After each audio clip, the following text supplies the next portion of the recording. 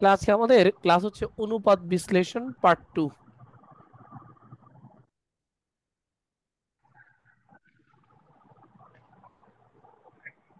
প্রথমে প্রথম ক্লাসের উপর আমরা একটা ম্যাথমেটিক্যাল এমসিকিউ শিখবো। তাহলে আমরা লিখে ফেলি একটু প্রবলেম 1।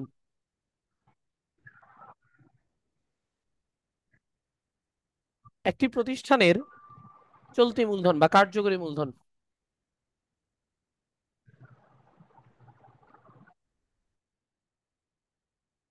একটি প্রতিষ্ঠানের কার্যকরী মূলধন ধরে নিচ্ছি 30,000 টাকা। আচ্ছা না, এটাকে 45,000 ধরি, ক্যাশ লাগাই না। 45,000 টাকা এবং চলতি অনুপাত 5:2। চলতি অনুপাত কত? 5:2। আচ্ছা, প্রশ্ন হচ্ছে চলতি দায় কত। এই জায়গায় আপনাকে প্রশ্ন করতে পারতো চলতি সম্পদ কত, বলতে পারে। এটাকে আমি রোমান চিহ্ন 1 দিচ্ছি প্রশ্নটাকে। চলতি দায় কত, রোমান চিহ্ন 2 আমি বললাম কার্যকরী মূলধন অনুপাত কত।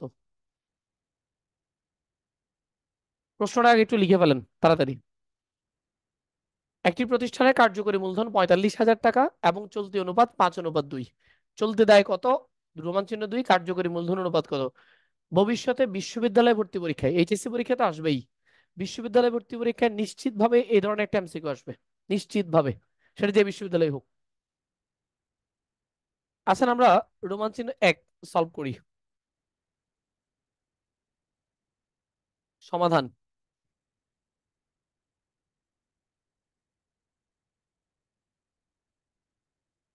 একটু খেয়াল করেন তো, চলতি অনুপাত কত কত,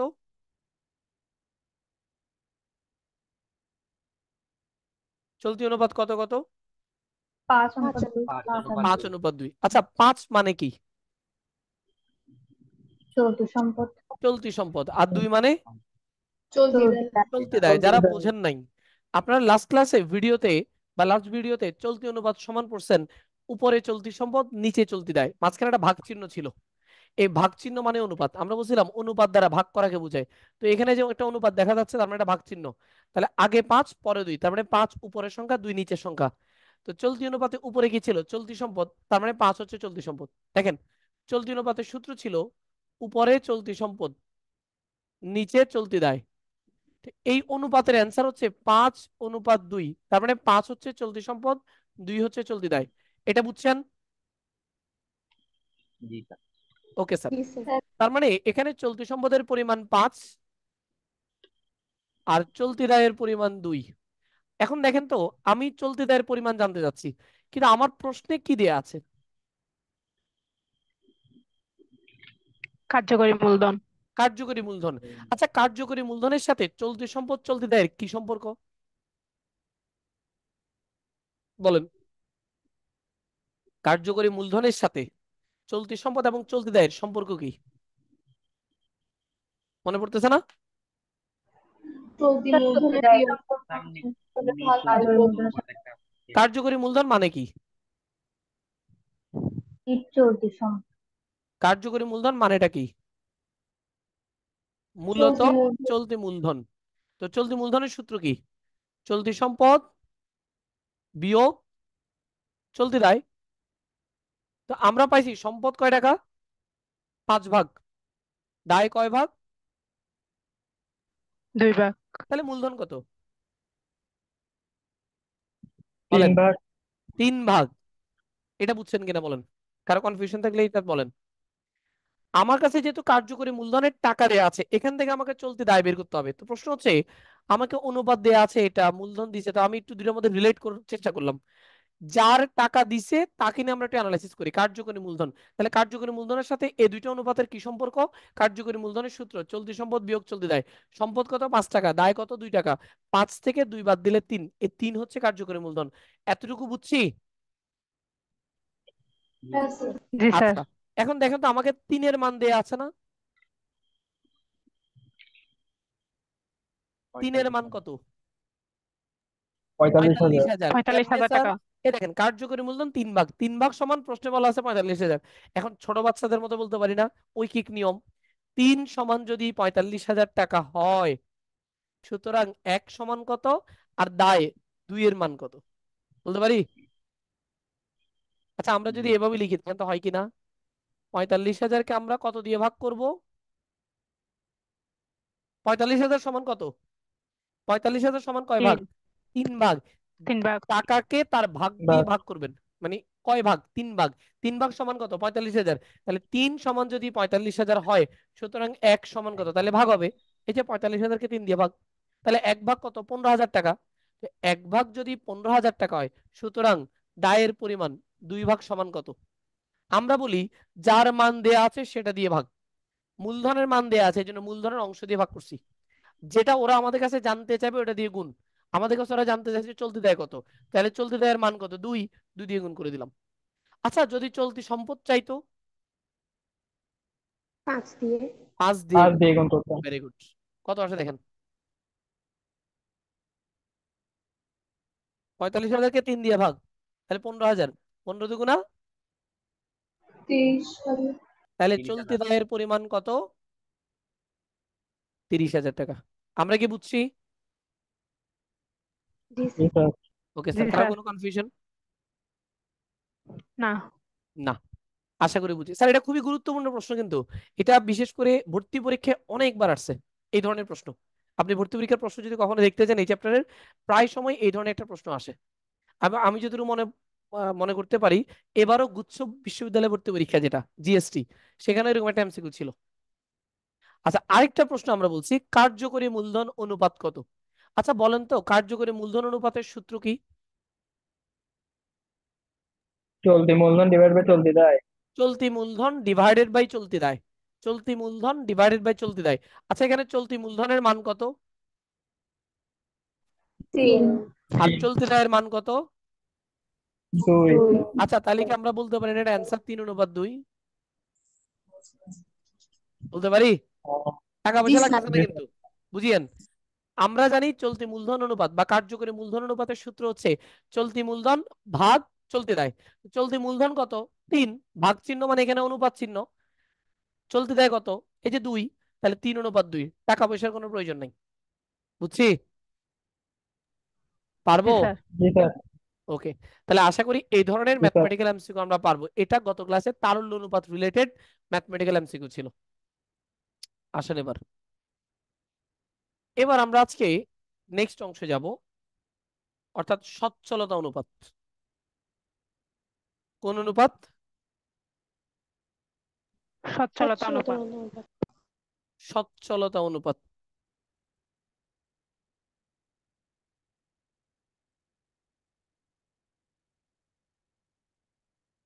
সচ্ছলতা অনুপাতের ক্ষেত্রে আমরা আগেই বলছি সচ্ছলতা কথাটার মানে কি? দায় পরিশোধের ক্ষমতা। দায় পরিশোধ ক্ষমতা। তাহলে সচ্ছলতা অনুপাতে আমরা দায় পরিশোধ ক্ষমতা জানতে চাচ্ছি। এই অনুপাতে 3টা আইটেম থাকে অনলি: সম্পদ, দায়, মালিকানা সত্ত্ব। এখান থেকে দেখবেন আমরা এখন 3টে সূত্র বানাবো, এবং এই সূত্রগুলো মুখস্থ রাখা খুবই সোজা। রোমান চিহ্ন 1, আমরা এখন বলতে পারি আগে দায় মালিকানা অনুপাত, দায়ের সাথে মালিকানা সত্ত্ব। দায় মালিকানা অনুপাত সমান। প্রমাণ চিহ্ন 2, আমরা বলতে পারি দায় মোট সম্পদ অনুপাত, অথবা দায় সম্পদ অনুপাত, একই কথা। এখানে মনে রাখবেন অনেক সময় মোট সম্পদ কথাটা উজ্জ্ব থাকতে পারে। তো কখনো যদি আপনাকে কেউ বলে দায় অনুপাত, বুঝতে হবে দায়ের সাথে কে আছে। দেখেন, শব্দ থাকবে দুইটা, একটা দুইটা, একটা দুইটা, কিন্তু এখানে আছে একটা, তাহলে আরেকটা নাই, যেটা মিসিং থাকবে বুঝতে হবে ওখানে মোট সম্পদ। মিসিং থাকলে ওটা কি? মোট সম্পদ। মোট সম্পদ। যেমন দেখেন আমি এখন বলি, দেখি আপনারা উত্তর দেন তো। আমি বললাম মালিকানা অনুপাত, বলেন তো এটা কি?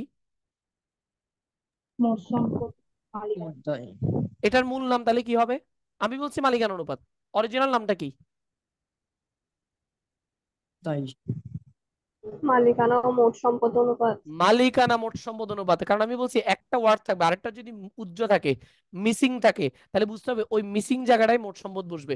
দেখেন শব্দ থাকার কথা দুইটা, সচ্ছলতা অনুপাতের ক্ষেত্রে দুইটা শব্দ থাকবে, দুইটা হিসাবের নাম থাকবে, সম্পদ দায় মালিকানা সত্ত্বের মধ্যে যে কোনো দুইটা। এখন এখানে আছে একটা, স্যার আরেকটা নাই, তাহলে আরেকটা কে? মোট মোট সম্পদ। সম্পদ। মোট মোট সম্পদ বুঝতে সম্পদ। পারছি? অনুপাত। বুঝতে পারছি? তাহলে আমরা লিখে দিচ্ছি মালিকানা মোট সম্পদ অনুপাত।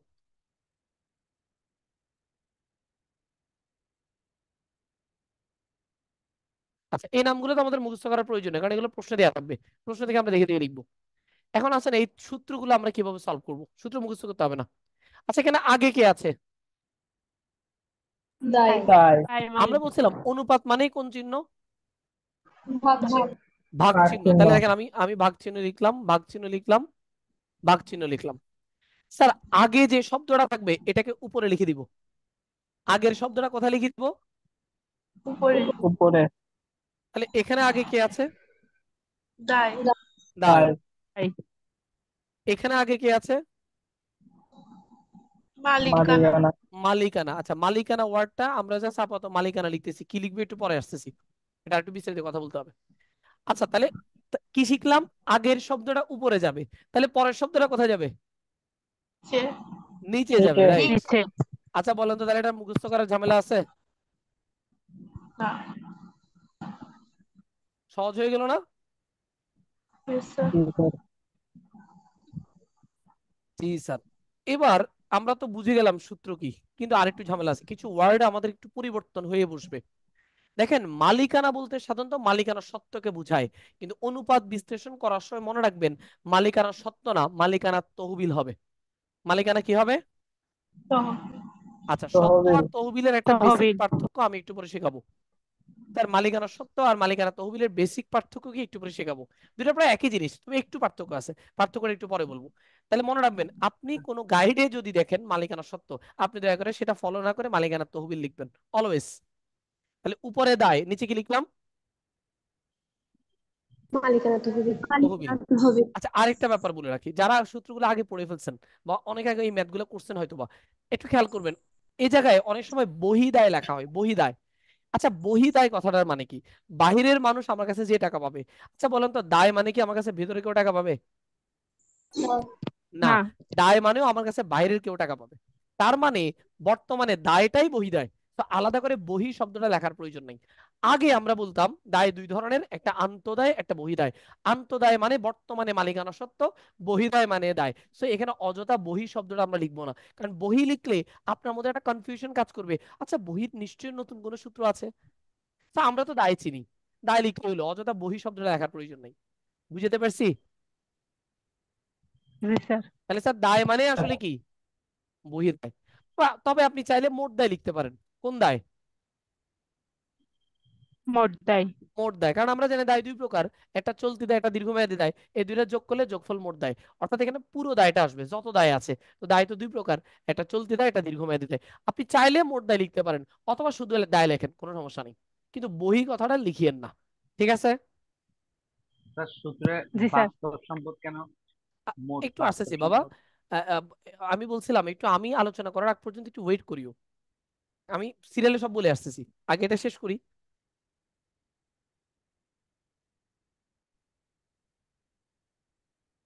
দেখেন তাহলে মালিকানা তহবিল আর মালিকানা সত্ত্বের পার্থক্য আমরা একটু পরে লিখে দিব, তো এটা নিয়ে এখন কথা বলতেছি না। মোট বাস্তব সম্পদের ব্যাপারে আমরা একটু পরে কথা বলবো। মনে রাখবেন অনুপাত বিশ্লেষণ চ্যাপ্টারে যেখানে যেখানে মোট সম্পদ শব্দটা আসবে, যেখানে যেখানে মোট সম্পদ লেখার কথা, সেখানে আপনি মোট বাস্তব সম্পদ লিখবেন। এখন স্যার মোট সম্পদ আর মোট বাস্তব সম্পদের পার্থক্য আমরা একটু পরে লিখবো, আগে আমরা সূত্রের কাজটা শেষ করি, মানে সূত্রে কে কে আসবে এটা শেষ করি। একটু নিচে গিয়ে আমরা লিখে দিব কারা বাস্তব সম্পদ, কেন এটাকে বাস্তব সম্পদ বলা হচ্ছে। তাহলে এখানে আর নতুন কিছু নেই, এখানে জাস্ট মালিকানার জায়গায় কি লিখবো বলেন তো? তহবিল। আচ্ছা, তাহলে আমরা দুটো জিনিস শিখলাম। সূত্রে মালিকানা সত্ত্বের জায়গায় মালিকানা তহবিল লিখবো, আর মোট সম্পদের জায়গায় মোট বাস্তব সম্পদ লিখবো। একটু কি বুঝছি? জি স্যার। আচ্ছা, এবার জি আসি স্যার। স্যার, এই মালিকানা তহবিল বাস্তব সম্পদ এগুলোর মানেটা কি? আসেন এটা একটু বুঝি। আগে আমরা লিখে ফেলি এখানে। আচ্ছা, এই তিনটার মধ্যে সবচেয়ে কমন হচ্ছে রোমান চিহ্ন এক, দায় মালিকানা অনুপাত, এটাই বেশি আসে। তো এই বাকি দুইটা তেমন আসে না পরীক্ষায়। পরীক্ষার জন্য ইম্পর্টেন্ট জাস্ট রোমান চিহ্ন এক। এখানে মোট দায় সমান, লিখেন চলতি দায় যোগ দীর্ঘমেয়াদী দায়।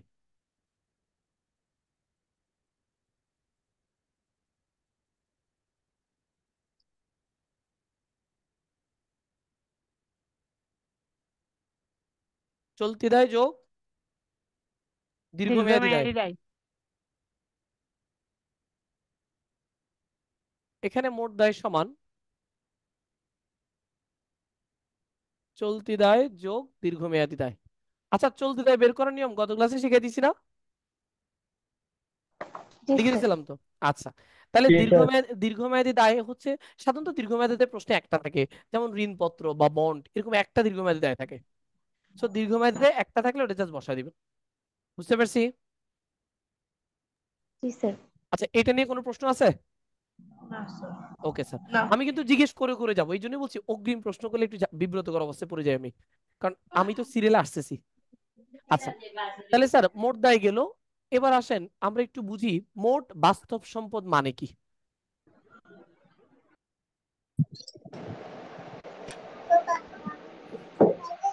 মোট বাস্তব সম্পদ মানে হচ্ছে স্যার মোট সম্পদের যোগফল থেকে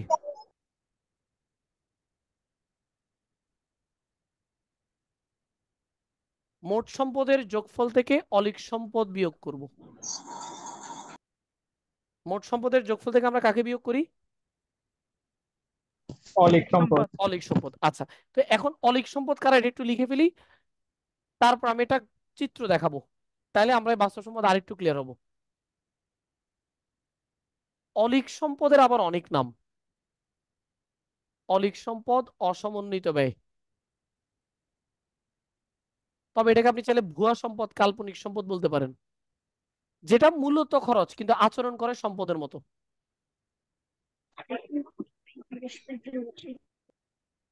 এটা মূলত খরচ কিন্তু আচরণটা কার মতো? সম্পদের মতো। এটাই মূলত অলীক সম্পদ। স্যার কারা? আসেন, প্রথম উদাহরণ প্রাথমিক খরচ, তারপরে হচ্ছে বিলম্বিত বিজ্ঞাপন। কেউ কেউ বিলম্বিত বিজ্ঞাপনকে চলতি সম্পদ বলার চেষ্টা করে, সাবধান, বিলম্বিত বিজ্ঞাপন অলীক সম্পদ, এটা চলতি সম্পদ না। বিলম্বিত ওয়ার্ডটা মানে হচ্ছে অগ্রিম, প্লাস শেয়ার অবহার। শেয়ার অবহারকে শেয়ার বাট্টাও বলা হয়, অথবা শেয়ার অনুহার বলে। অবহার, বাট্টা, অনুহার। তারপর আসবো অবলেখকের কমিশন। স্যার অবলেখকের সিনোনিম হচ্ছে দায় গ্রাহক। ফিনান্সে দেখবেন অবলেখককে এরকম একটা প্রশ্ন আসে জ্ঞানমূলকে। তো অবলেখক মানে হচ্ছে এক তৃতীয় পক্ষ, যিনি কোম্পানি এবং বিনিয়োগকারীর মাঝখানে অবস্থান করেন। কোম্পানি এবং বিনিয়োগকারী একজন আরেকজনের কাছে শেয়ার বা বন্ড ক্রয় বিক্রয় করে। এই শেয়ার বা বন্ড কেনা বেচার সময় তৃতীয় যে ব্যক্তিকে প্রয়োজন হয় বা যে প্রতিষ্ঠানকে প্রয়োজন হয় তিনি হচ্ছেন অবলেখক। তাহলে অবলেখক কোম্পানির পক্ষ হয়ে বিনিয়োগকারীর কাছে শেয়ার বা বন্ড বিক্রি করে দেয়। তাহলে উনি কমিশন পাবেন কার থেকে? প্রতিষ্ঠান থেকে, মানে কোম্পানি থেকে। তো এই অবলেখকের কমিশনটা প্রতিষ্ঠানের জন্য এক ধরনের দীর্ঘমেয়াদী খরচ এবং এক ধরনের অলীক সম্পদ। মূলত এই চারটা হচ্ছে কমন উদাহরণ, তার মধ্যে লাস্টের দুইটা শুধু সেকেন্ড পেপারে দেখা যায়, ফার্স্ট পেপারে দেখা যায় না। প্রাথমিক ছাড়া বিলম্বিত বিজ্ঞাপন, হিসাব বিজ্ঞান প্রথম পত্র আমরা দেখতে পারি। লাস্টে আরেকটা ওয়ার্ড আছে, এটা একটু কম পরিচিত, এটা মাঝে মাঝে লাগতেও পারে নাও লাগতে পারে। সেটা কি? আমরা অ্যাকাউন্টিং সেকেন্ড পেপারে একটা সংরক্ষিত আয় বিবরণী দেখছিলাম, বা সংরক্ষিত আয়ের নাম শুনছি। এই সংরক্ষিত আয়টা আমাদের মূলত মালিকানা সত্ত্ব। যদি কখনো সংরক্ষিত আয়ের ডেবিট উদ্বৃত্ত হয় বা নেগেটিভ অ্যান্সার হয়, সংরক্ষিত আয় মূলত মালিকানা সত্ত্ব, এটা ক্রেডিট ব্যালেন্স হয়। যদি কখনো প্রশ্নে লেখা থাকে এটা ডেবিট ব্যালেন্স, সংরক্ষিত আয়ের ডেবিট ব্যালেন্স, তাহলে বুঝতে হবে এটা অলিক সম্পদ। বুঝছি এবার? স্যার সংরক্ষিত আয় ডেবিট উদ্বৃত্তটা একটু বলেন। সংরক্ষিত আয় মূলত মালিকানা সত্ত্ব। সংরক্ষিত আয় বিবরণী নামে একটা বিবরণী আছে আর্থিক বিবরণীতে। তো এই বিবরণীটার মূলত ক্রেডিট ব্যালেন্স হয়, মানে এটা যে অ্যান্সারটা আসে পজিটিভ অ্যান্সার, এটা মূলত ক্রেডিট, কারণ এটা মালিকানা সত্ত্ব। মালিকানা সত্ত্ব অলওয়েজ ক্রেডিট ব্যালেন্স হয়। কিন্তু কখনো যদি সংরক্ষিত আয় বিবরণীর নেগেটিভ অ্যান্সার হয়, প্রশ্ন হতে পারে স্যার নেগেটিভ অ্যান্সার কেন হবে? সাধারণত ক্ষতি হলে নেগেটিভ অ্যান্সার হয়। তো যদি কখনো ক্ষতি হয় এবং নেগেটিভ অ্যান্সার হয়ে যায়, সেক্ষেত্রে এটার ক্রেডিট ব্যালেন্স থাকে না, এটা ডেবিট ব্যালেন্স হয়ে যায়। তো এই ডেবিট ব্যালেন্সটা আপনি কোন দিকে লিখবেন? মালিকানা সত্ত্ব তো ক্রেডিট হয়, তাহলে মালিকানা সত্ত্ব পাশে বিয়োগ হওয়ার কথা, এটা মালিকানা সত্ত্ব পাশে আমরা বিয়োগ না করে আমরা এটা কি করি, অলিক সম্পদে বসায় ফেলি। ঠিক আছে? জি স্যার। এটা এটা একটু কম পরিচিত, কারণ এটা তেমন আসে না পরীক্ষায়। তারপর লিখে দিলাম যদি কখনো কাজে লাগে। তাহলে আমরা অলিক সম্পদ গুলা বুঝছি, কয়টা লিখলাম? টোটাল 5টা লিখলাম, এর বাইরে আর কোনো অলিক সম্পদ নাই। তাহলে মোট বাস্তব সম্পদ মানে হচ্ছে, দেখেন এগুলো আসলে কোনো সম্পদ না, এগুলোকে আপনি সম্পদ বলতে পারেন না, কিন্তু আমরা কিন্তু আর্থিক বিবরণীতে এটাকে সম্পদ নামে দেখাই ফেলছি। আমরা অনুপাত বিশ্লেষণের সাথে একুরেট জিনিসগুলো নিয়ে কাজ করি, অরিজিনালটা বের করার চেষ্টা করি। তো আপনি যখন অনুপাত করেন, বিশ্লেষণ করার সময় এগুলাকে সম্পদ হিসেবে স্বীকার করা হয় না, তাহলে এগুলোকে বাদ দিয়ে ফেলতে হবে। এগুলোকে বাদ দিয়ে আমরা বাস্তব সম্পদ বের করি। বুঝছি এবার? জি স্যার। আমরা কি লিখছি এটা? হ্যাঁ স্যার। কোনো হ্যাঁ কিছু স্যার। লেখা যদি বাদ পড়ে যায় পরে আমরা নোট থেকে, মানে যখন রেকর্ডটা দেখবো আবার, তখন সেখান থেকে আবার লিখে নিব। চেষ্টা করবো আমরা ক্লাসটা এখানে তো একবার করলাম, আবার রেকর্ডটা দেখবো, দরকার হলে 2-3 বার করবো, বাট যেই চ্যাপ্টার গুলো আমাদের শেষ হবে এগুলোতে যাতে কোনো গ্যাপ না থাকে, ভালোভাবে শিখিয়ে। আসেন, তো আমরা তারপরে একটু বুঝাই কেন আসলে মোট বাস্তব সম্পদ, কিভাবে আমাদেরকে মোট বাস্তব সম্পদ বের করতে হবে। দেখেন, আমি একটা আর্থিক অবস্থার বিবরণী আঁকতেছি। আর্থিক অবস্থার বিবরণী সাধারণত আমাদের কোম্পানির যে আর্থিক অবস্থার বিবরণী হয়, সেখানে সবার আগে স্থায়ী সম্পদগুলো বসে,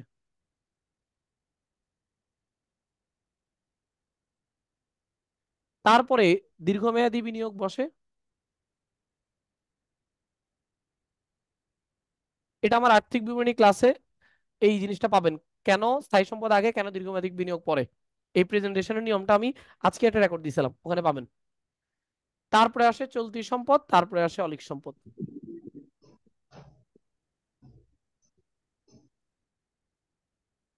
স্থায়ী সম্পদ কয় প্রকার বলতে পারবেন? মনে আছে? 2 প্রকার: দৃশ্যমান, অদৃশ্যমান। না, স্থায়ী সম্পদ 3 প্রকার: সরি স্যার, 3 প্রকার: দৃশ্যমান, দৃশ্যমান, অদৃশ্যমান, অদৃশ্যমান, প্রাকৃতিক। সুনিশ্চিত। তার মানে আমরা যে অস্পর্শনীয় সম্পদ বলি এগুলো স্থায়ী সম্পদ, আমরা যে অস্পর্শনীয় সম্পদ বা অদৃশ্যমান সম্পদ বলি এগুলো মূলত স্থায়ী সম্পদ। রেওয়া মিলের ক্ষেত্রে মনে রাখবেন, অনেকেই রেওয়া মিলে যখন স্থায়ী সম্পদের পরিমাণ জানতে চায়, কেন জানি অস্পর্শনীয় সম্পদগুলোকে আপনারা স্থায়ী সম্পদে আনেন না, সাবধান। তাহলে মালিকানা সত্ত্ব, যদি এটার মূল নাম শেয়ার মালিকানা সত্ত্ব, তারপর হচ্ছে দীর্ঘমেয়াদী দায়, তারপর হচ্ছে চলতি দায়। আচ্ছা, এখন ধরেন আমি ধরে নিচ্ছি মালিকানা সত্ত্ব 50 টাকা, চলতি দায় হচ্ছে ধরেন 30 টাকা, আর এটা 20 টাকা, টোটাল 100 টাকা। অলিক সম্পদ ধরে নিলাম 10 টাকা, চলতি সম্পদ ধরে নিলাম 15 টাকা, না 15 হলে একটু কম হয়ে যায়, এটাকে একটু বাড়ায় ধরি, ধরেন 30 টাকা। দীর্ঘমেয়াদী বিনিয়োগ 10, আর এটা 50। এই দেখেন তো, আমরা একটা আর্থিক অবস্থার বিবরণী আঁকছি মূলত। আচ্ছা, আমাদের অনুপাতের প্রশ্নটা কি অনেকটা এরকম থাকে না?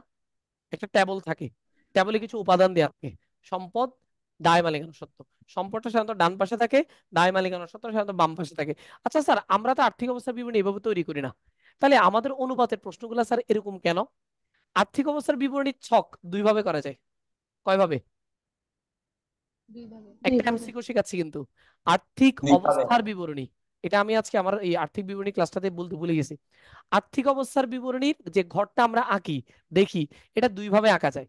একটা হচ্ছে টি ছক, মানে টি ফরম্যাটে, দেখেন এটা টি ফরম্যাটে। এই টি ছক ফরম্যাটে নিয়মটা হচ্ছে ডান পাশে সম্পদ অংশ থাকে, আর বাম পাশে দায় মালিকানা সত্ত্ব থাকে।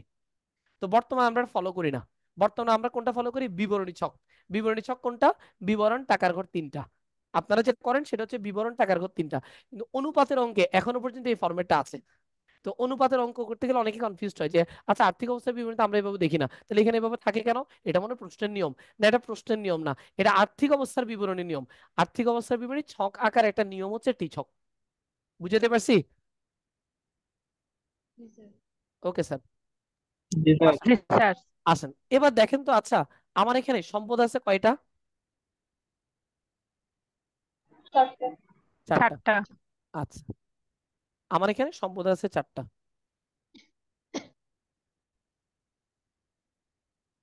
তাহলে যেটা বলতেছিলাম, আচ্ছা এখানে সম্পদের আইটেম কয়টা আছে দেখেন তো? চারটা। চারটা। আচ্ছা, সম্পদের যোগফল কত? 100। আচ্ছা, এই 100 টাকার নাম কিন্তু মোট সম্পদ। এই যোগফলটার নামই মোট সম্পদ, কারণ এই পাশে সম্পদ থাকে। এই মোট সম্পদটা অ্যাকচুয়াল সম্পদ না, প্রকৃত সম্পদ না, কারণ আমরা বলছি অলিক সম্পদ আসলে কোনো সম্পদ না। তো অলিক কয় টাকা? 10 টাকা। 10। তাহলে বলেন তো এখানে 10 বাস্তব টাকা। সম্পদ কত? 90। 90 টাকা। কেমনে বের করছেন? 100 থেকে 10 বিয়োগ, ঠিক না? জি স্যার। Yes sir. আচ্ছা, আমরা কি 90 আরেকভাবে বের করতে পারি না? জি এই যে স্যার। দেখেন, বের করতে পারি। কেমনে বের করতে পারি বলেন তো? আরেকভাবে কেমনে কিভাবে বের করা যায়? করে? এই তিনটা যোগ Five. করলেও তো বাস্তব সম্পদ আসে। তার মানে বাস্তব সম্পদ কথাটার মানে অলিক সম্পদ ছাড়া বাকিগুলার যোগফল। তাহলে এই জিনিসটা আমরা দুই ভাবে বের করতে পারি। আমরা অনেকেই সূত্র মুখস্থ করে ফেলে না বুঝে, যেমন আমাদের পরীক্ষায় যখন প্রশ্ন একটু ব্যতিক্রম করে আমরা আটকে যাই। সেটা কি?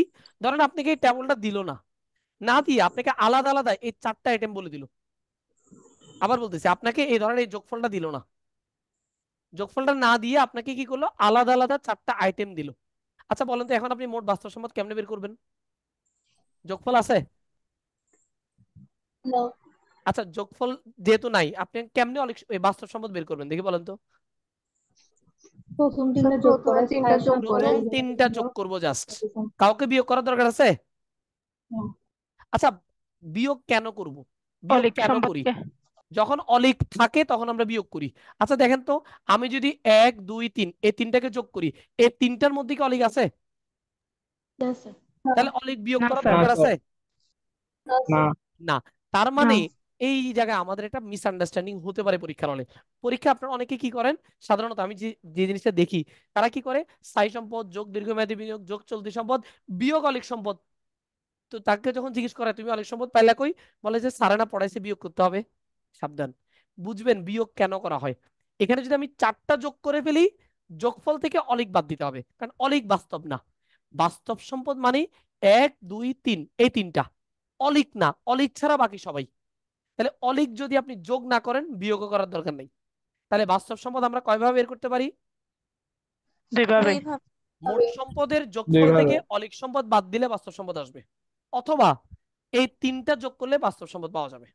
বুঝছি?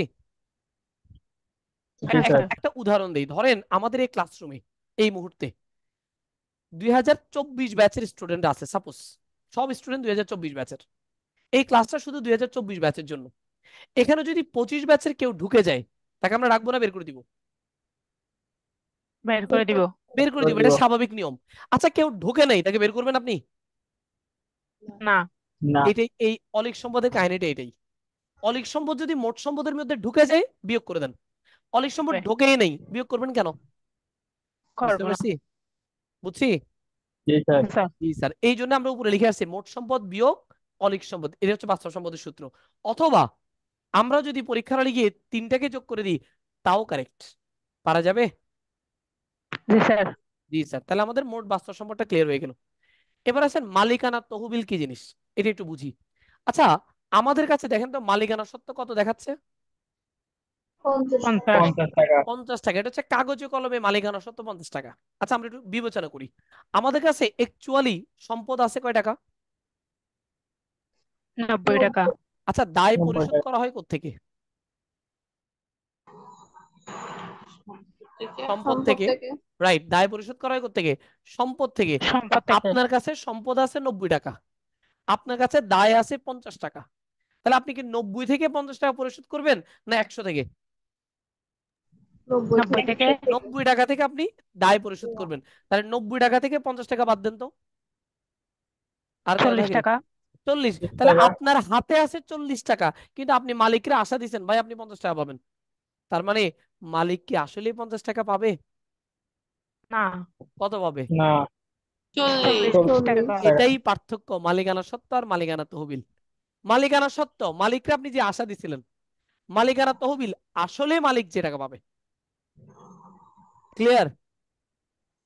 জি স্যার। জি বুঝছি স্যার। এবার? জি স্যার। তাহলে আমরা লিখে ফেলতে পারি মালিকানা তহবিল।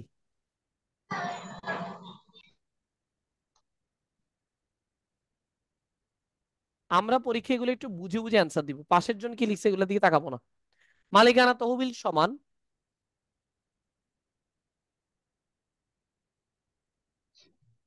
মালিকানা সত্ত্ব বিয়োগ অলিক সম্পদ। বুঝছেন কিনা দেখেন। এখন খুব কমন প্রশ্ন, স্যার মালিকানা সত্ত্ব তো চিনি না, মালিকানা সত্ত্ব আমাদের প্রবলেম। দেখেন ধরেন আমিও মালিকানা সত্ত্ব চিনি না, অনুপাতে মালিকানা সত্ত্ব অনেক নতুন নতুন ওয়ার্ড দেয় যেগুলো আমরা কনফিউজ হয়ে যাই। যেমন লাভ ক্ষতি হিসেবে উদ্বৃত্ত, আয় বিবরণী উদ্বৃত্ত, সংরক্ষিত আয়। সংরক্ষিত তো আমরা মোটামুটি চিনি না মালিকানা সত্ত্ব। এই সংরক্ষিত আয়ের অনেক নাম আছে। সংরক্ষিত আয় বিবরণীকে সনাতন হিসাব বিজ্ঞানে বা ব্রিটিশ হিসাব বিজ্ঞানে লাভ ক্ষতি আবন্টন হিসাব নামে ডাকা হইতো। এই জন্য আপনারা যখন অনুপাত করতে যান, দায় পাশে দেখবেন লাভ ক্ষতি টাইপের একটা ওয়ার্ড থাকে বা আয় বিবরণীর উদ্বৃত্ত লেখা থাকে। এটা মূলত সংরক্ষিত আয়। তো বাদ দেন, আমার মালিকানা সত্ত্ব ওয়ার্ডগুলো শেখার দরকার নেই। আমি কি করব?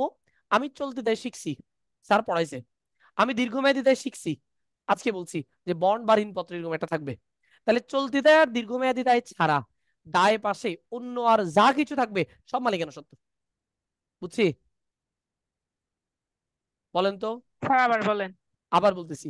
আচ্ছা এটা কোন পাশ? ডেবিট। দায় পাশ। ডেবিট না, এটা দায় পাশ। এটা কোন সরি। পাশ? দায় দায় পাশ। পাশ। দায় পাশে দায় কয়টা? দুইটা। 3টা। দুইটা। দুইটা দুইটা দায় দুইটা। তো আমরা গত ক্লাসে কি চলতে দায় শিখছি না? হ্যাঁ। তাহলে চলতে দায়গুলো কি আমরা চিনবো? হ্যাঁ। কনফিডেন্টলি স্যার চিনবো। নয়টা চলতে দেয় শিখাই দিছি, এগুলো এনাফ, আর লাগবে না। দীর্ঘমেয়াদী দায় আজকে বলে দিলাম, বন্ড বা ঋণপত্র থাকবে, আর দীর্ঘমেয়াদী ইয়েস আমরা স্যার। চিনি। তাহলে আমরা চলতি দায়ও চিনি, দীর্ঘমেয়াদী দায় চিনি। আচ্ছা আমরা চিনি না হ্যাঁ। কোনটা? কল ধরিও না। ফাহিম ভাইয়া। আমরা চিনি না কোনটা? আমরা চিনি না কোনটা? মালিকানা সত্ত্ব। মালিকানা সত্ত্ব। হ্যাঁ। তাহলে আমরা কি বললাম? স্যার আমি তো চলতি দায় চিনি, স্যার আমি দীর্ঘমেয়াদী দায় চিনি। তাহলে চলতি দায় আর দীর্ঘমেয়াদী দায় ছাড়া দায় পাশে আর যা কিছু থাকবে সবই মালিকানা সত্ত্ব। পারবেন? জি স্যার। তাহলে মালিকানা সত্ত্বের হুদাই সূত্র শেখার দরকার আছে? না স্যার। মালিকানা সত্ত্ব কারা এটা সূত্র শেখার দরকার নেই। তারপর আমি কিছু উদাহরণ হয়তো বলে দিতে পারি, কিন্তু আপনার মুখস্থ করার দরকার নেই। আপনি হিসাব করে নিভাবে অনুপাত বিশ্লেষণ অঙ্কে দায় পাশে দায় ছাড়া বাকি সব মালিকানা সত্ত্ব। তাহলে মালিকানা সত্ত্ব বের করলেন। আর মালিকানা সত্ত্ব থেকে অলিক সম্পদ যদি প্রশ্নে থাকে, যদি প্রশ্নে অলিক সম্পদ থাকে তাহলে বিয়োগ করব, তাহলে মালিকানা তহবিল পাওয়া যাবে। আচ্ছা স্যার অলিক সম্পদ নাই, বিয়োগ করার দরকার আছে? না। না। বুঝছি না, এবার? তার মানে অলিক সম্পদ থাকাটা জরুরি না। নয়। না, ওকে স্যার। তাহলে মালিকানা সত্ত্ব কার আমি যদি কয়েকটা উদাহরণ দেই, সাধারণ শেয়ার মূলধন, অগ্রাধিকার শেয়ার মূলধন, সাধারণ সঞ্চিতি, সংরক্ষিত আয়, সংরক্ষিত আয়ের অপর নাম জমাকৃত মুনাফা, অপর নাম রক্ষিত আয়, অপর নাম আয় বিবরণী উদ্বৃত্ত, অপর নাম লাভ ক্ষতি আবন্টন হিসাব, অপর নাম লাভ ক্ষতি হিসেবে উদ্বৃত্ত। এরকম অনেকগুলো নাম বলা যাবে। ঠিক আছে? জি স্যার। জি স্যার। Okay sir. ওকে তাহলে আমরা বুঝে গেলাম কাহিনী। এরপরে এবার আসেন সংরক্ষিত মানে মালিকানা সত্ত্বগুলো তো গেল। এবার আমরা আরেকটা আইটেম শিখবো যেটা খুবই গুরুত্বপূর্ণ সৃজনশীলে ক নম্বরের জন্য। এটা কি? এটা হচ্ছে বিনিয়োজিত মূলধন। কোন মূলধন? বিনিয়োজিত। আচ্ছা বিনিয়োজিত। বিনিয়োজিত মূলধন মানে হচ্ছে, দেখেন অ্যাকাউন্টিং আর ফিনান্সের মধ্যে একটা জিনিসের মধ্যে পার্থক্য আছে, সেটা কি? মূলধন। অ্যাকাউন্টিং বলতেছে মূলধন মানে মালিকের টাকা, মূলধন মানে মালিকের টাকা। এটা হচ্ছে একদম বেসিক কনসেপ্ট। মূলধন মালিক যে টাকা দেয় সেটাকে আমরা মূলধন বলি। আমরা একদম ক্লাস 9 থেকে শিখতেছি, হিসেব বিজ্ঞান পড়তে গিয়ে আমরা পড়ছি মালিকের টাকাকে আমরা মূলধন বলি। কিন্তু মূলধনের আরেকটু বৃহৎ সংজ্ঞা আছে ফিনান্সে। ফিনান্স বইটা যাদের আছে আপনারা একটু মাইক্রোফোন গুলোর খেয়াল রাখবেন। ফিনান্স বইটাতে দেখবেন ফার্স্ট পেপারে সপ্তম অধ্যায় মূলধন ব্যয় নামে একটা চ্যাপ্টার আছে। এই মূলধন ব্যয়ের মধ্যে লেখা আছে মূলধনের প্রধান উৎস চারটি বা মূলধনের উৎস চারটি। কি? একটা হচ্ছে ঋণ মূলধন, তার মানে ওখানে ঋণকে মূলধন হিসেবে বলা হচ্ছে। এখন ঋণ কি মূলধন, কেন ওরা মূলধন বললো, আসেন ব্যাখ্যা করি। এক নম্বরে বলছে ঋণ মূলধন, দুই নম্বরে বলছে সাধারণ অগ্রাধিকার শেয়ার মূলধন, তিন নম্বর সাধারণ শেয়ার মূলধন, চার নম্বর সংরক্ষিত আয়। তো এখানে একটা কথা মনে রাখতে হবে যে দীর্ঘমেয়াদী অর্থায়নের বা মূলধনের অভ্যন্তরীণ উৎস কোনটি? সংরক্ষিত আয়। সংরক্ষিত আয় মানে আমাদের জমানো টাকা, এটা আমরা বাইরে কারো থেকে নিই না, এটা আমাদের নিজেদের টাকা। তাহলে এটা ফিনান্সে মনে রাখতে হবে যে অর্থায়নের বা মূলধনের অভ্যন্তরীণ উৎস কোনটি? উত্তর হচ্ছে সংরক্ষিত আয়। এখন এই যে ফিনান্স বললো মূলধনের উপাদান হিসেবে ঋণকে, ঋণ কিভাবে মূলধন হয় স্যার? আসলে ফিনান্স বলতেছে মূলধন মানে হচ্ছে একটা ব্যবসা প্রতিষ্ঠান টোটাল যত টাকা সংগ্রহ করে বা একটা প্রতিষ্ঠানের জন্য মোট যে টাকার প্রয়োজন হয় সেটাই মূলধন। ফিনান্স বলতেছে একটা প্রতিষ্ঠানের জন্য মোট যে টাকার প্রয়োজন। ধরেন আমরা একটা ব্যবসা প্রতিষ্ঠান গড়ে তুলতে চাচ্ছি, নাম দিলাম এবি লিমিটেড বা এবিসি লিমিটেড। এই এবিসি লিমিটেড প্রতিষ্ঠানটার জন্য টোটাল 10 লক্ষ টাকা প্রয়োজন, কিন্তু আমাদের পকেটে আছে 2 লাখ টাকা। আমরা মালিক, আমাদের পকেটে আছে মাত্র 2 লাখ। তাহলে বাকি 8 লাখ টাকা কই পাবো বলেন? বাকি 8 লাখ টাকা কই পাবো? আমাদের কাছে আছে 2 লাখ, বাকি 8 লাখ পাবো কই? ঋণ নিব। ঋণ নিব। কথাটা বেরোচ্ছে না কেন কারো থেকে? কি রে, সবাই কি ঘুমাচ্ছেন? তাহলে আমার কাছে আছে 2 লাখ, মালিক, মালিকের কাছে যেটা আছে এটা মূলধন, কারেক্ট। তাহলে বাকি 8 লাখ আমরা ঋণ নিব, যেখান থেকে নিব লোন আকারে। তাহলে এই ঋণটাকেও ফিনান্স বলতেছে এটা মূলধন। তাহলে ফিনান্স বলতেছে মূলধনটা দুই টাইপের, একটা মালিকের টাকা আর একটা ঋণের টাকা। অ্যাকাউন্টিং এর সাথে তাহলে ফিনান্স একটা সংঘর্ষ লাগলো। ফিনান্স বলতেছে মূলধন, অ্যাকাউন্টিং বলতেছে না, ঋণ হচ্ছে দায় আর মালিকের টাকা হচ্ছে মূলধন। তো আমরা তাহলে দুটাকে ব্যালেন্স করব কিভাবে? হিসাব বিজ্ঞান তখন বললো ঠিক আছে, ফিনান্স যেটাকে মূলধন বলতেছে সেটাকে আমরা বলবো বিনিয়োজিত মূলধন। কোন মূলধন? বিনিয়োজিত তার মানে মূলধন। প্রতিষ্ঠানের মোট যে টাকার প্রয়োজন হয় সেটাই বিনিয়োজিত মূলধন। বুঝতে পারছি? জি স্যার। তাহলে এখন এখান থেকে দেখে দেখে বলেন তো বিনিয়োজিত মূলধন কোনটা কোনটা? আমি কিন্তু উদাহরণ দিয়ে আসছি। দীর্ঘমেয়াদী দায়, চলতি আর দায়, দীর্ঘমেয়াদী দায়। দীর্ঘ আর চলতি বিয়োগ দায়। অলিক সম্পদ। প্রতিম সরি তোমার সরি স্যার, মাথা, চলতি দায় কেন আসবে? আমি আচ্ছা কি চলতি দায়ের মালিকানা কথা সত্ত্ব বলছি? স্যার। না স্যার, কোনটা সরি। কোনটা? দীর্ঘমেয়াদী দায় মালিকানা সত্ত্ব বিয়োগ অলিক সম্পদ। বিয়োগ? আমি তো সূত্র জিজ্ঞেস করি নাই বাবা, সূত্রে চলে যাচ্ছ কেন? এটা মুখস্থ বিদ্যা। দেখেন আমরা বলছি তাহলে এই পাশ থেকে আসবে কারা কারা? মূলত দীর্ঘমেয়াদী দায় প্লাস মালিকের টাকা। তো মালিকের টাকা কোনটা? মালিকানা সত্ত্ব। তাহলে আমাদের সূত্র হওয়া উচিত এরকম,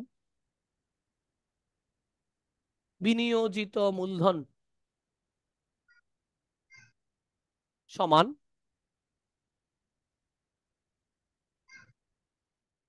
দীর্ঘমেয়াদী দায় যোগ মালিকানা সত্ত্ব। আচ্ছা একটু কি বুঝছি? এই জিনিসটাকে আমরা বুঝছি? জি স্যার। মালিক, মালিকের টাকার সাথে জি আমরা স্যার। দীর্ঘমেয়াদী দায় যোগ করলে বিনিয়োজিত মূলধন পেয়ে যাব। কিন্তু একটা প্রবলেম আছে। কি প্রবলেম স্যার? আমরা একটু এখানে বলছি যে অনুপাতের অঙ্কগুলোতে আমরা মালিকানা সত্ত্ব লিখতে পারবো না, কি লিখতে হবে?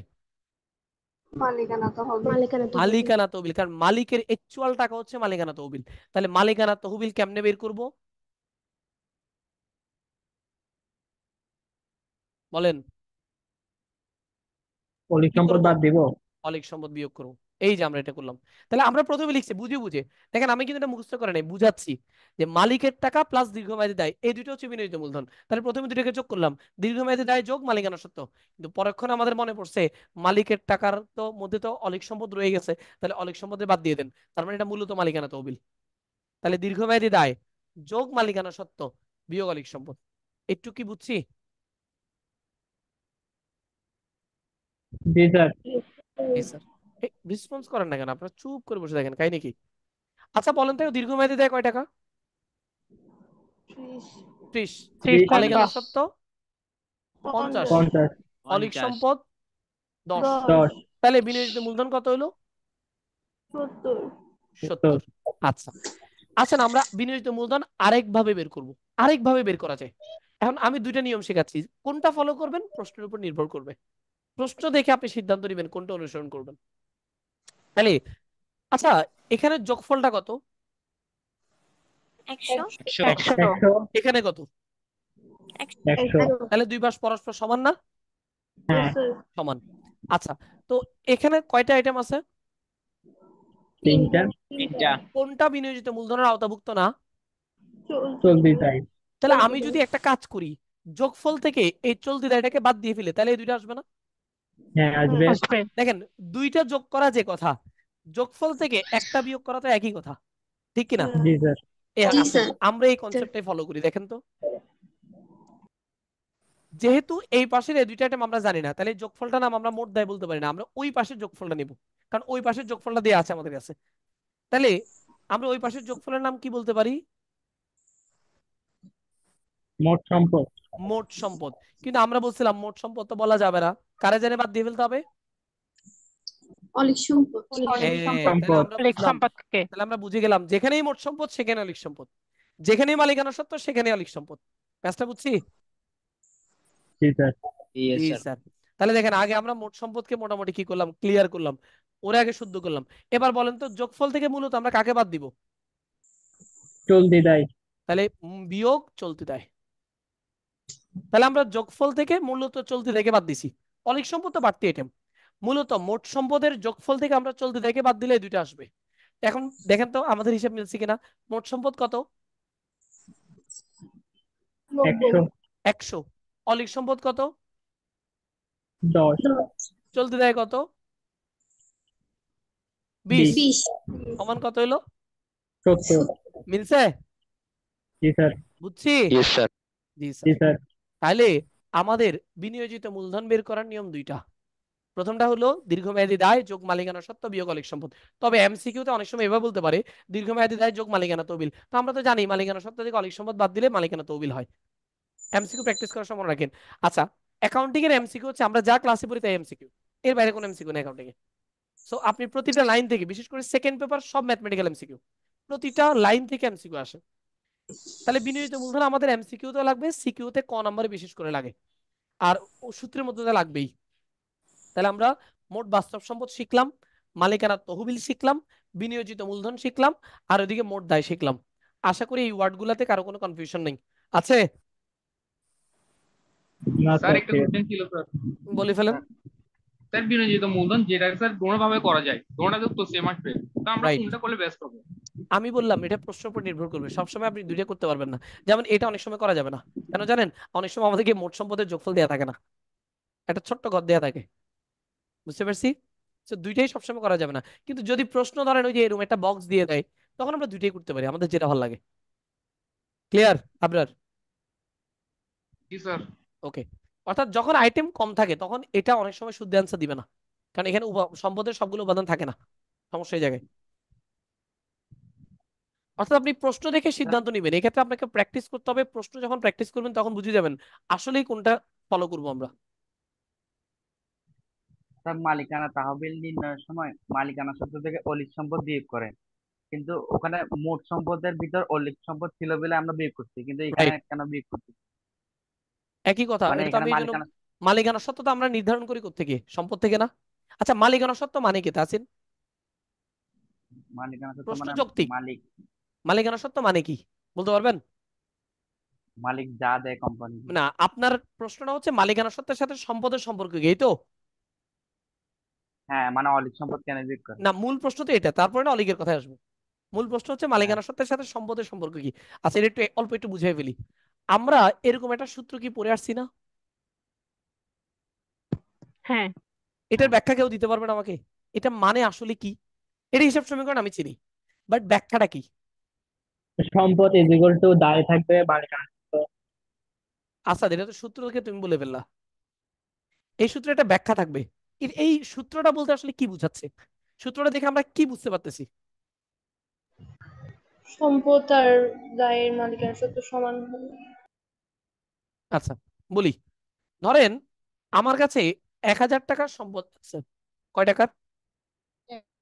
1000 1000 টাকার টাকা। সম্পদ আছে। এই যে আমি সম্পদ দাবি করতেছি, এই টাকাটা পুরোটা আমার টাকা না, এটাই বুঝাচ্ছে এখানে। এই 1000 টাকা পুরোটা আমার টাকা না স্যার, তাহলে এ মানে কি? এ মানে হচ্ছে প্রতিষ্ঠানের মোট সম্পদ। তো আমরা সম্পদ। বারবার একটু আগে দেখে আসছি, প্রতিষ্ঠানের সম্পদটা কয় ভাগে বিভক্ত হয়? 2 ভাগে। 2 দুই ভাগে। ভাগে। এখানে কিছু টাকা আমার প্রতিষ্ঠানের মালিকের টাকা, কিছু টাকা বাইরের মানুষের টাকা। বুঝতে পারছি? জি স্যার। তার মানে জি স্যার। আচ্ছা, দায় মানে কি? প্রতিষ্ঠানে বাহিরের মানুষের যে সম্পদ আছে, বুঝিয়েন, দায়ের সাথেও কিন্তু সম্পদের সম্পর্ক আছে। দায় মানে কি?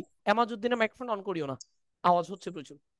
আচ্ছা, দায় মানে হচ্ছে প্রতিষ্ঠানের বাহিরের পক্ষগুলা প্রতিষ্ঠানে সম্পদের উপর যে অধিকার রাখে, সেটাই মূলত দায়। আমরা অনেক সময় বলি দায় বলতে বোঝায় তৃতীয় পক্ষের দাবি। তৃতীয় পক্ষটা হচ্ছে বাইরের মানুষ।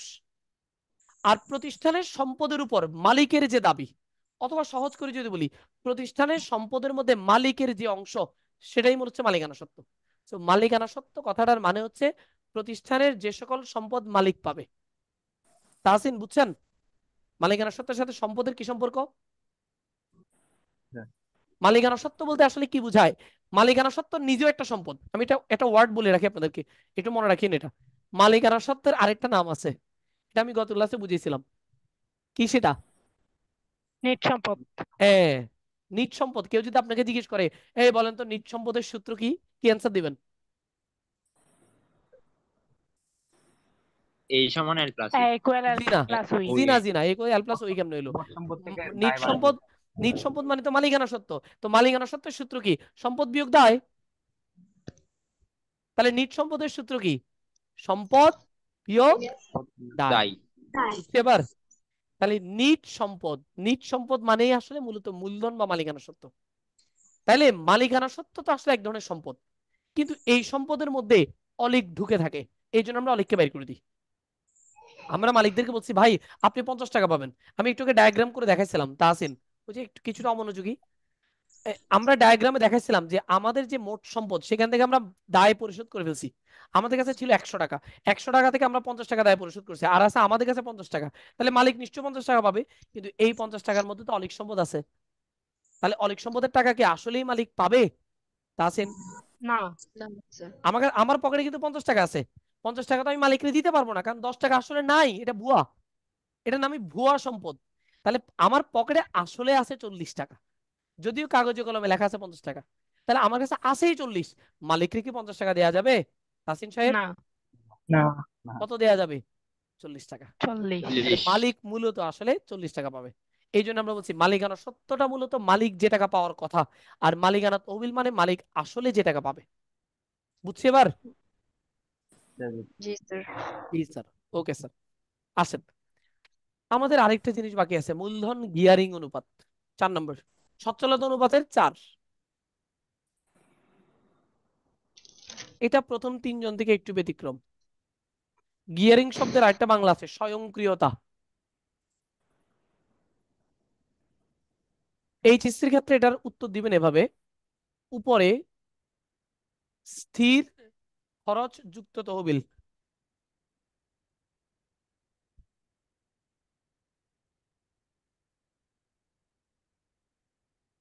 ডিভাইডেড বাই সাধারণ শেয়ার মালিকানা তহবিল।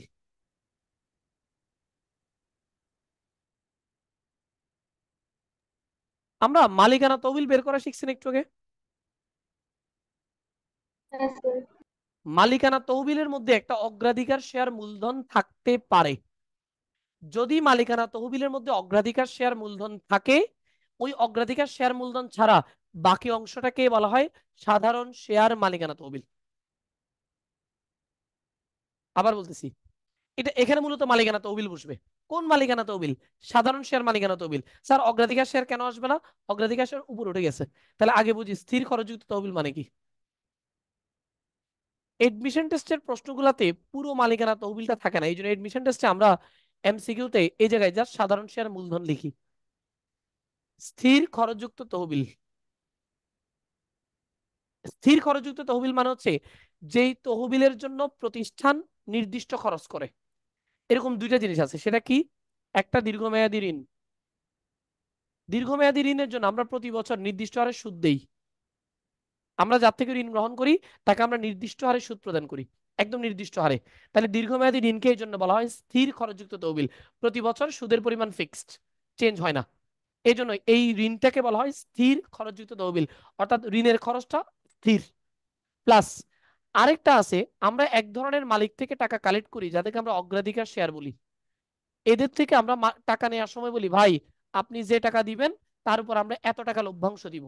ধরেন একজন মালিকরা আপনি আপনার প্রতিষ্ঠানে নিচ্ছেন, জনাব এক্স, তাকে আপনি বলতেছেন ভাই আপনি 1 লাখ টাকা দিচ্ছেন, আপনাকে আমরা প্রতি বছর 10,000 টাকা লভ্যাংশ দিব। ধরেন আমার প্রতিষ্ঠানের লাভ হইলো 5 কোটি টাকা, উনি 10,000 টাকাই পাবে। আমার প্রতিষ্ঠানের লাভ হয়েছে 10,000 টাকা, উনি 10,000 টাকাই পাবে। আমার প্রতিষ্ঠানের লাভ হয়েছে 20,000 টাকা, উনি 10,000 টাকাই পাবে। তার মানে আমার প্রতিষ্ঠানের লাভ যাই হোক, এই মালিক নির্দিষ্ট পরিমাণ টাকা পাবে। বুঝছি? জি জি স্যার। স্যার। এই দুইজনকে এই জন্য বলা হয় স্থির খরচযুক্ত তহবিল। যদি প্রশ্ন করে স্থায়ী ব্যয়যুক্ত তহবিল কোনটি, উত্তরে দুইটা। স্থির খরচযুক্ত তহবিল কোনটা, উত্তরে দুইটা। নির্দিষ্ট আয় সিকিউরিটি কোনগুলো, এই দুইটা। নির্দিষ্ট আয় এটা বিনিয়োগকারীর জন্য, এটা ফিনান্সে আসে। নির্দিষ্ট আয় সিকিউরিটি কোনটা, কারণ আমরা তো কোম্পানি, আমরা খরচ করতেছি। তো আমি ধরেন আপনার থেকে ঋণ নিছি, আমি আপনাকে সুদ দিলে আমার জন্য খরচ, কিন্তু আপনার জন্য আয়। তো আপনি হচ্ছেন বিনিয়োগকারী, যিনি টাকা দেয় উনি বিনিয়োগকারী। ক্লিয়ার এবার? জি স্যার। তাহলে এই জিনিসটা কিন্তু ফিনান্সও কাজে লাগবে। এটা স্থির খরচযুক্ত তহবিল, ফিনান্সে এটাকে বলা হয় নির্দিষ্ট আয় সিকিউরিটি অথবা স্থায়ী ব্যয়যুক্ত তহবিল, একই কথা। এবার আসেন সাধারণ শেয়ার মালিকানা তহবিল কি জিনিস, এটা আমি আর আলাদা করে লিখতেছি না, মালিকানা তহবিল লিখে দিছি একটু আগে। বলছি মালিকানা তহবিলের মধ্যে জাস্ট একটা আইটেম বাদ, কোনটা? অগ্রাধিকার শেয়ার। অগ্রাধিকার শেয়ার। হ্যাঁ, অগ্রাধিকার মালিকানা শেয়ার। তহবিল থেকে অগ্রাধিকার শেয়ার মূলধনটাকে বাদ দিয়ে দিলে ওটাই হচ্ছে কি সাধারণ শেয়ার মালিকানা তহবিল। বুঝছি? স্যার আবার বলেন। মালিকানা তহবিল থেকে একটা আইটেম বাদ, কোনটা সেটা? অগ্রাধিকার শেয়ার মূলধন।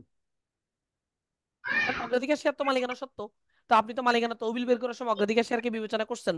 কিন্তু আমি তো এখানে লিখছি সাধারণ শেয়ার মালিকানা তহবিল, তার মানে এই লাইনে অগ্রাধিকার শেয়ার কি আসতে পারবে? না স্যার। তাহলে আচ্ছা আমি লিখে দিই, মুখে বলা থেকে লিখে দেওয়া ভালো হবে। তাহলে আমরা মালিকানা তহবিল যেটা একটু আগে বের করছি, ওই মালিকানা তহবিলের যোগফল থেকে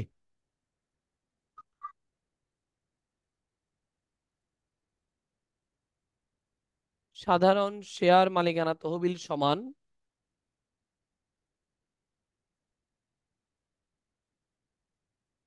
মালিকানা তহবিল মাইনাস, অগ্রাধিকার শেয়ার মূলধন। রাইট, অগ্রাধিকার শেয়ার মূলধন। তাহলে কি স্যার আমরা বুঝছি? জি স্যার। আমরা কি বলতে পারি না তাহলে আমাদের সচ্ছলতা অনুপাত কমপ্লিট? 4টা সূত্র শিখছি টোটাল, পারা যাবে? প্রতিটা লাইন কি বুঝছি? জি স্যার। আচ্ছা আসেন এখানেও আমরা একটা এমসিকিউ লিখে দিই, একটা ম্যাথমেটিক্যাল এমসিকিউ লিখে দিই। লিখেন প্রবলেম 2।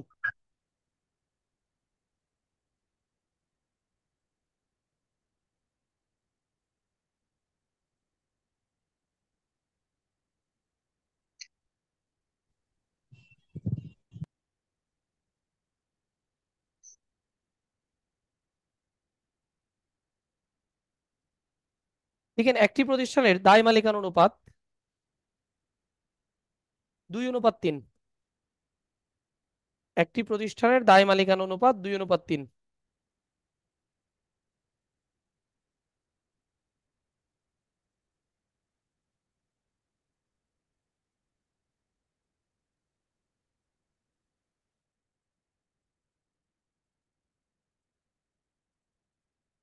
আমি একটা প্রশ্ন খুঁজতেছি, দাঁড়ান একটা মিনিট।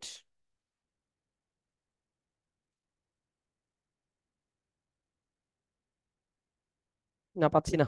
আচ্ছা তাহলে আমরা লিখে দিই আলাদা করে। একটি প্রতিষ্ঠানের দায় মালিকানা অনুপাত কত বললাম? 2:3।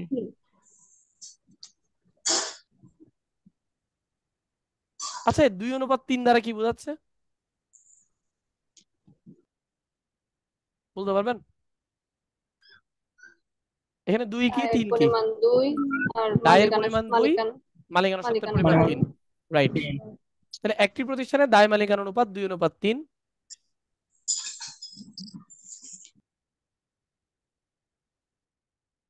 মোট দায় 40,000 টাকা হলে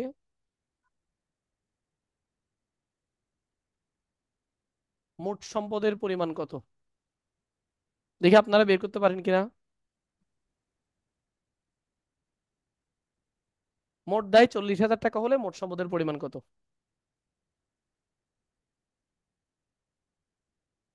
বলেন তো কেউ একজন, কেমনে করব?